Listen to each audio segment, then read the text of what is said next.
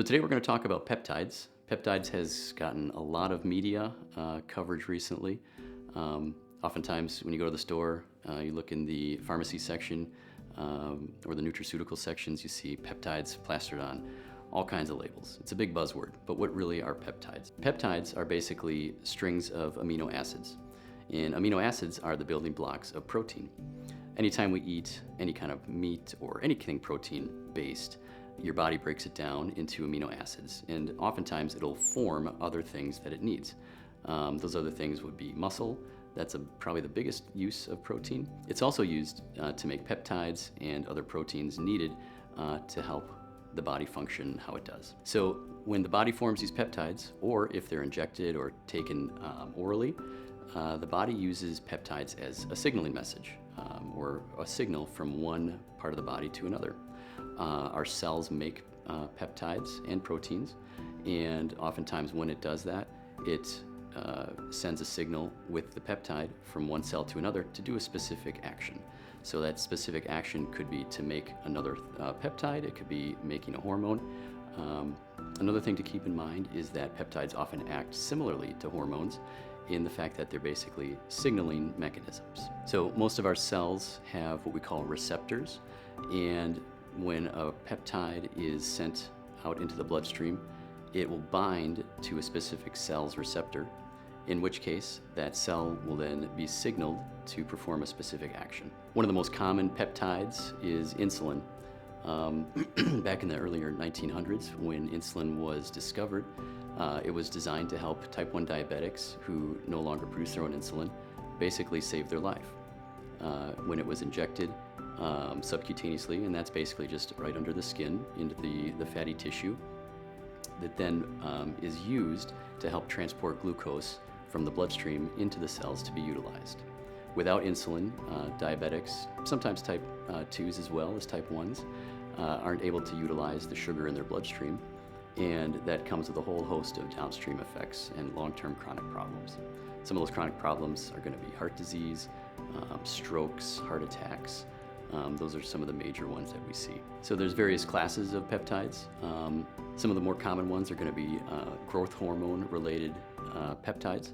These interact with the pituitary gland and help your body produce and secrete a little bit more growth hormone than it typically would otherwise. As we age, a lot of our hormones and peptides just gradually decrease or decline as we get older. That's just a natural process of aging. One of the nice things about peptides is that as we age, if we use peptides exogenously or inject them or take them orally, our body is now able to utilize those peptides to help increase the amount of hormones that our body otherwise had when we were younger. Oftentimes the decline in peptides or hormones as we age starts to happen in our 30s and certainly more so in our 40s and 50s. So one of the more common peptides that we use is called a GHRH, and that's basically a growth hormone receptor hormone. And basically what that does is it helps stimulate the pituitary to excrete a bit more growth hormone. Growth hormone has many uses in the body. It's very broad and not necessarily specific to any one thing, but some of the more common things that we see are increased healing, increased fat loss, increased stamina, increased muscle growth. Those are probably the more common things, in addition to a bunch of other things that the growth hormone can do.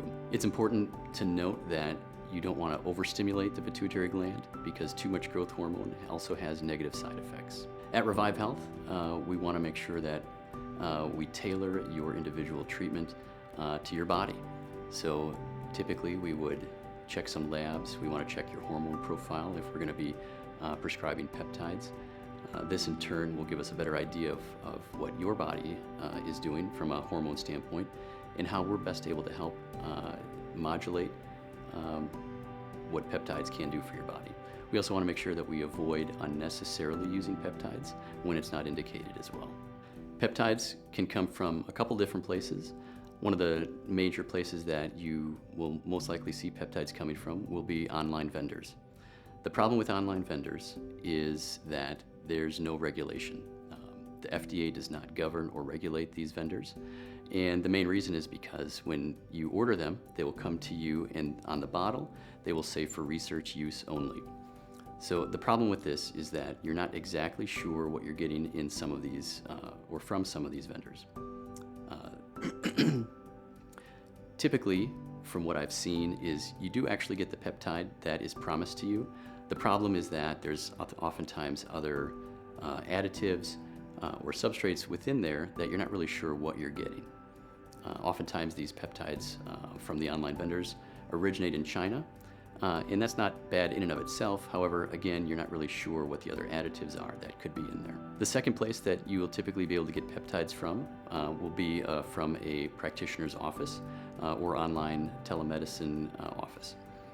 These will then be coming from a compounding pharmacy, and compounding pharmacies are governed and regulated by the FDA, so you can rest assured that these peptides come from a reliable source and that there aren't any harmful additives inside of them. Another thing to note about peptides is since everyone's a little bit different, everyone's individual, you want to make sure that you're working with a practitioner who understands peptides in general.